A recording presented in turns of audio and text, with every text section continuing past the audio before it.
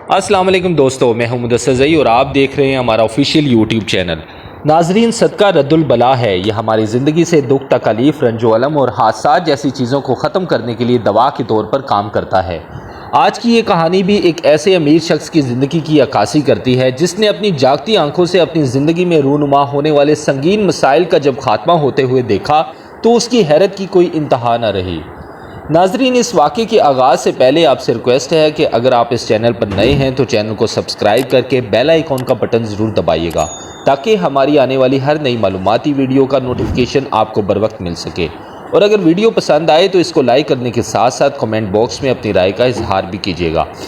دوستو، یہ واقعہ کسی عام آدمی کا نہیں بلکہ مصر کے امیر ترین بزنس مین کا ہے، جس کی عمر کم و بیش 50 سال کے لگ بھگ تھی۔ ایک دن اس کو دل میں تکلیف کا احساس ہوا اور اس تکلیف کے باعث جب اس نے قاہرہ کے سب سے بڑے ہسپتال میں خود کو علاج کی غرض سے داخل کروایا تو وہاں کے ڈاکٹروں نے اس کے دل کے چند ایک ضروری ٹیسٹ کروائے۔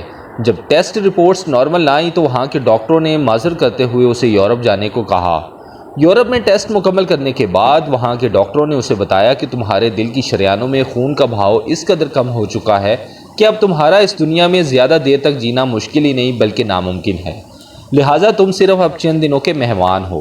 پھر وہ شخص دل کا بائی پاس آپریشن کروا کے واپس اپنے وطن مصر پہنچ گیا اور اپنی زندگی کے باقی دن گن گن کر گزارنے لگا۔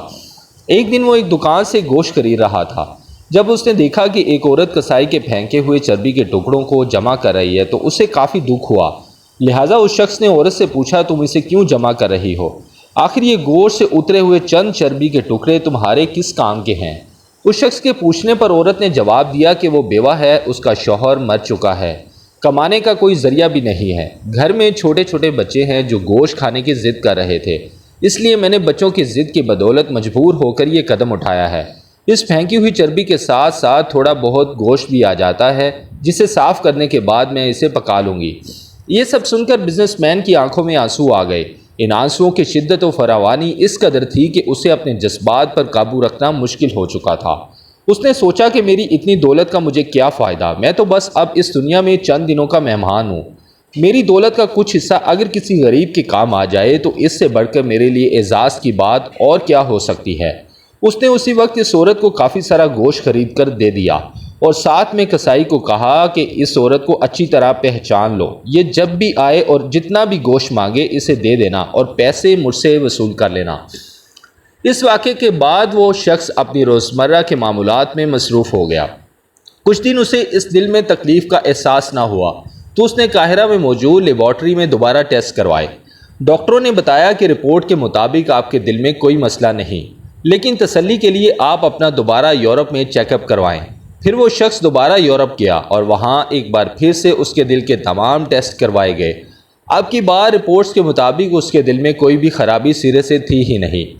ڈاکٹروں کی بھی حیرت کی انتہا نہ رہی جب ڈاکٹروں نے اس شخص سے پوچھا کہ آپ نے ایسا کیا کھایا یا پیا ہے کہ آپ کی بیماری جڑ سے ختم ہو گئی ہے، تو عین اس وقت اس بزنس مین شخص کو وہ گوشت والی بیوہ یاد آ گئی جس کے بچے عمدہ اور معیاری گوشت کو کھانے کی حسرت لیے کئی مدتوں سے بے قرار تھے۔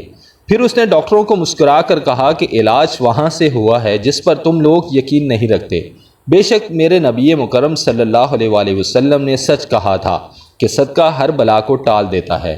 دوستو، اس بات میں کوئی شک نہیں کہ صدقہ واقعی ہر بلا کو ٹالنے میں اہم کردار ادا کرتا ہے، اس لیے جہاں تک ممکن ہو ہمیں صدقہ کرتے رہنا چاہیے۔ دوستو، اگر آپ کو یہ ویڈیو پسند آئے تو ویڈیو کو صدقہ جاریہ سمجھ کر شیئر کیجیے گا اور کمنٹ باکس میں اپنی رائے کا اظہار ضرور کیجیے گا۔ اس کے ساتھ ہی ہمیں دیجیے گا اجازت، اپنا بہت سا خیال رکھیے گا۔ اللہ نگہبان۔